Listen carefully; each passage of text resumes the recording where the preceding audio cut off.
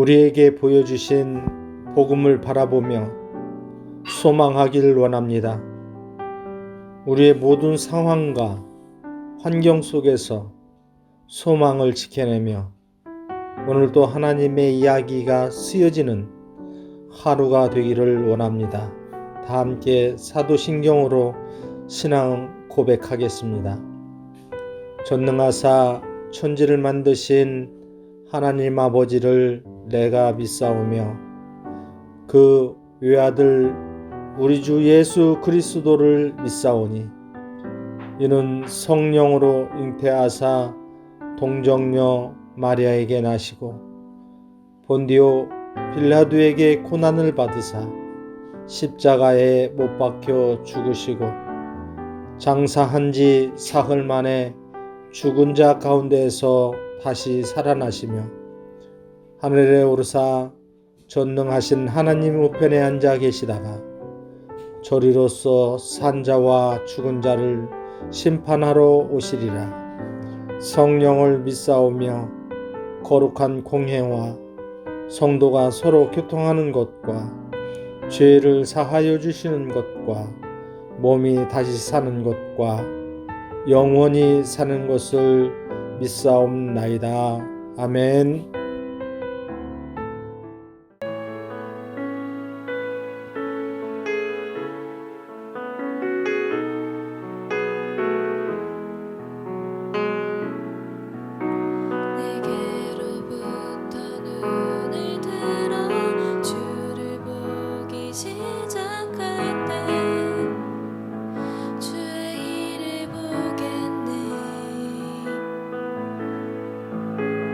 작은 마음 돌이키사 하늘에 꿈꾸게 하네.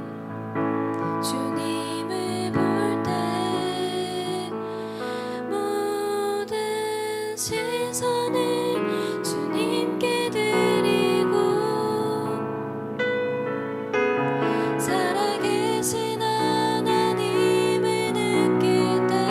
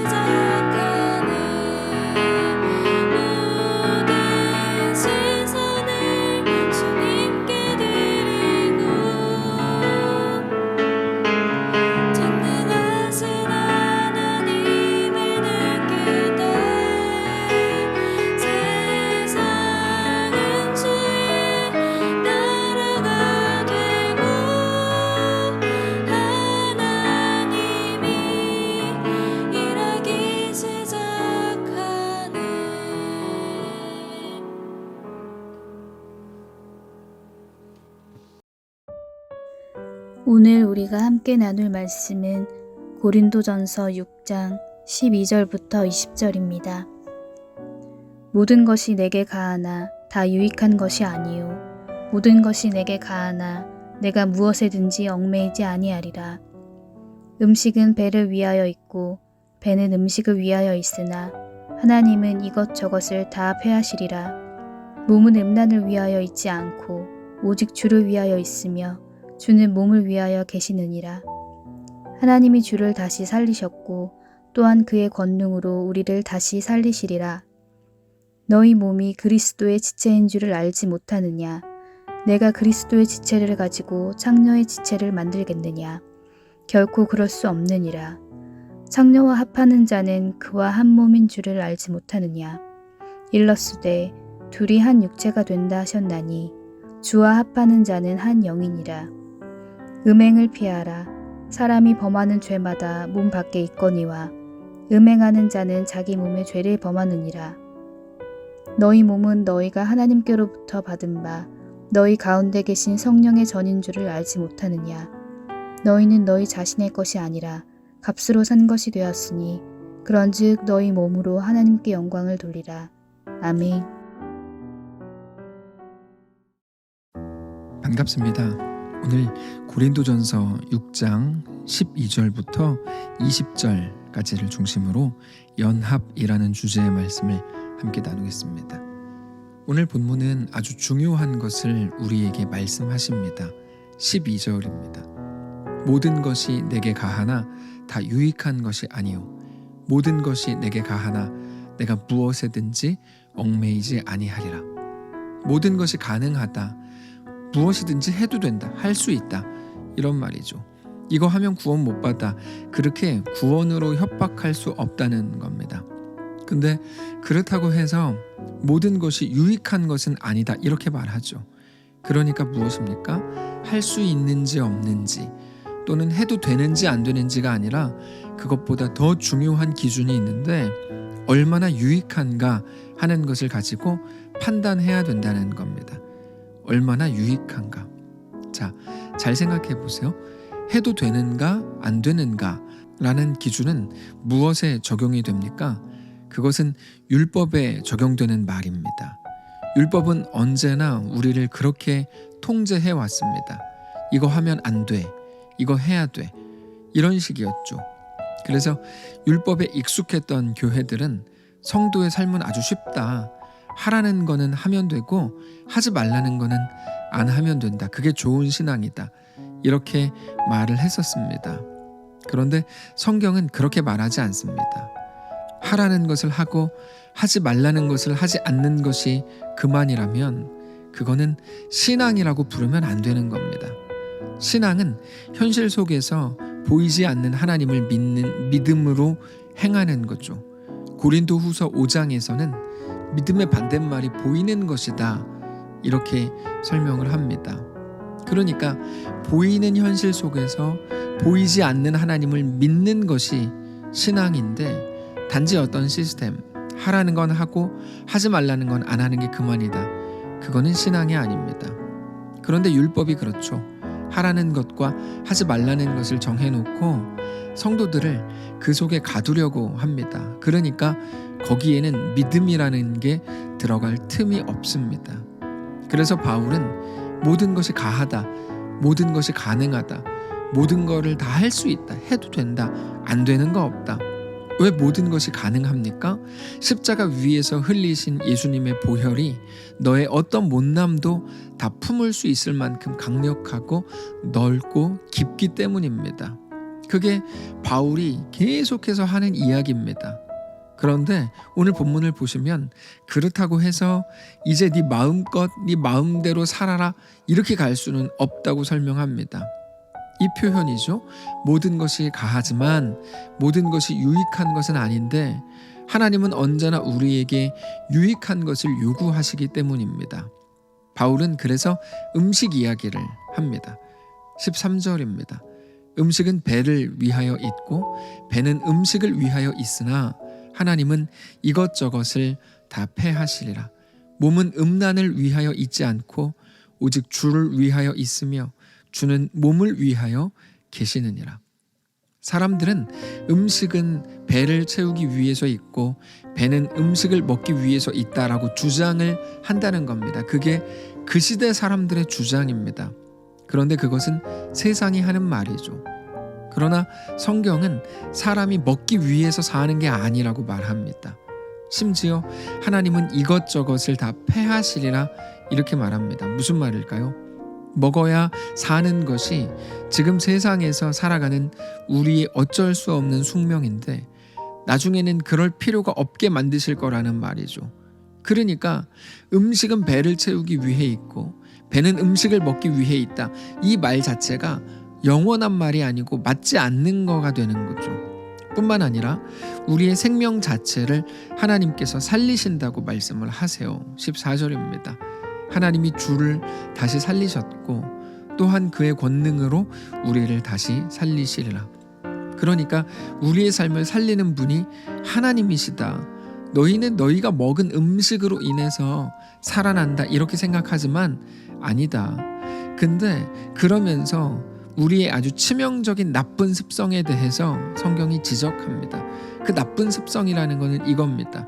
세상과 연합하고 세상에 더 익숙해지고 세상에서 더 인정받고 세상에서 더 잘 살고 싶어하는 모든 태도를 말하는 겁니다. 여러분, 그거는 성도들에게도 있을 수 있는 굉장히 치명적인 나쁜 습성이라는 것을 알아야 됩니다. 15절입니다. 너희 몸이 그리스도의 지체인 줄을 알지 못하느냐? 내가 그리스도의 지체를 가지고 창녀의 지체를 만들겠느냐? 결코 그럴 수 없느니라. 창녀와 합하는 자는 그와 한 몸인 줄을 알지 못하느냐? 일러스도에 둘이 한 육체가 된다 하셨다. 이렇게 말씀을 하시죠. 여러분, 이 시대와 지금 시대가 완전히 다르다는 것을 기억하고 말씀을 보셔야 되는데요. 이것은 단지 성매매를 하지 마라 이런 말이 아니라 그런 말이라기보다는 세상이 익숙해지고 세상에서 더 떵떵거리면서 살고 싶어하는 성도들 속에도 내재해 있는 그런 못된 태도, 못된 습성을 말하는 겁니다. 성도들조차 자꾸만 세상과 하나가 되려고 한다는 거죠.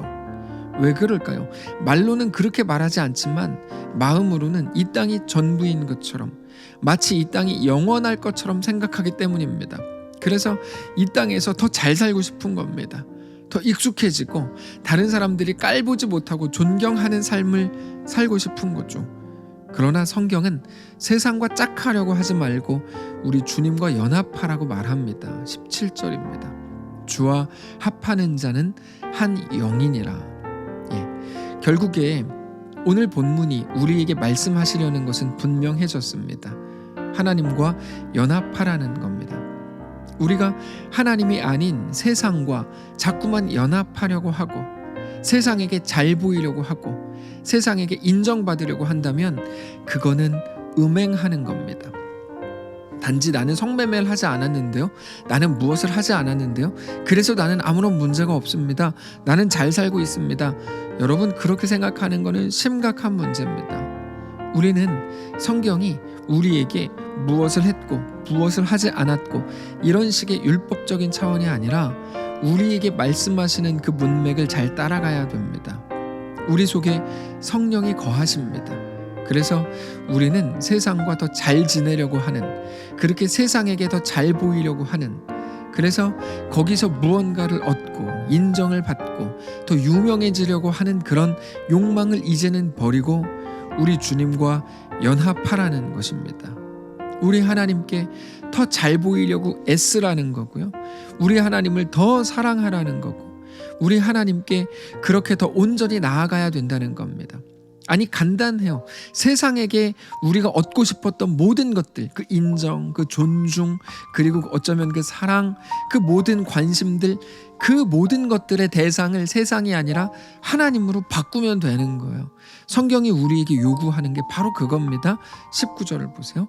너희 몸은 너희가 하나님께로부터 받은 바 너희 가운데 계신 성령의 전인 줄을 알지 못하느냐?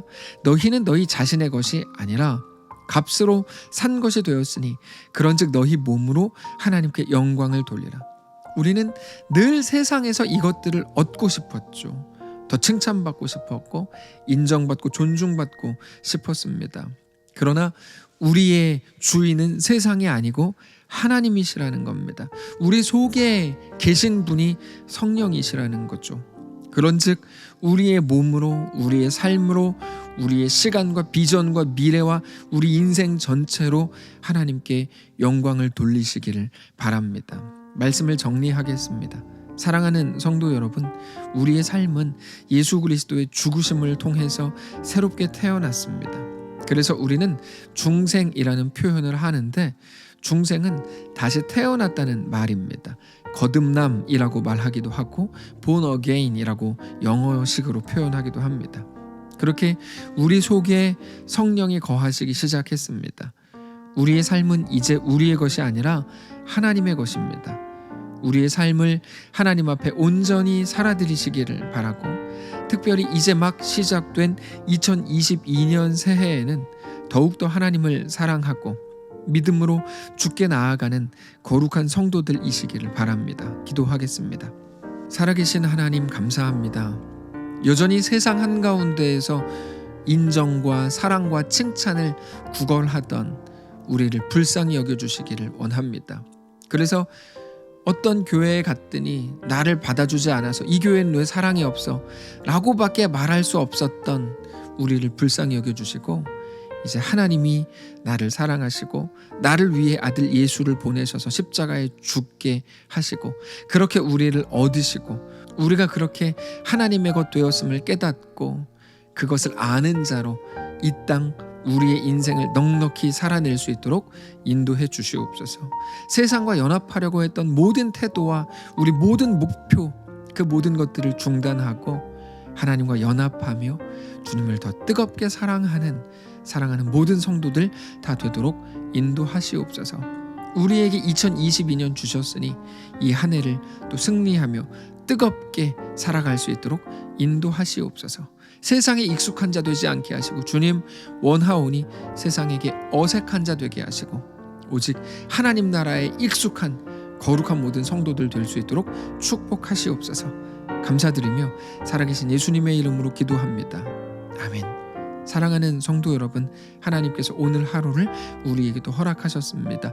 믿음으로 어디에 계시든지 주님과 연합하시기 바라고, 주님과 믿음으로 동행하는 세상에 대한 모든 목표가 우리 주님에게 대한 목표와 꿈으로 바뀌는 놀라운 하루, 놀라운 우리의 삶이 되시기를 주님 이름으로 축복합니다.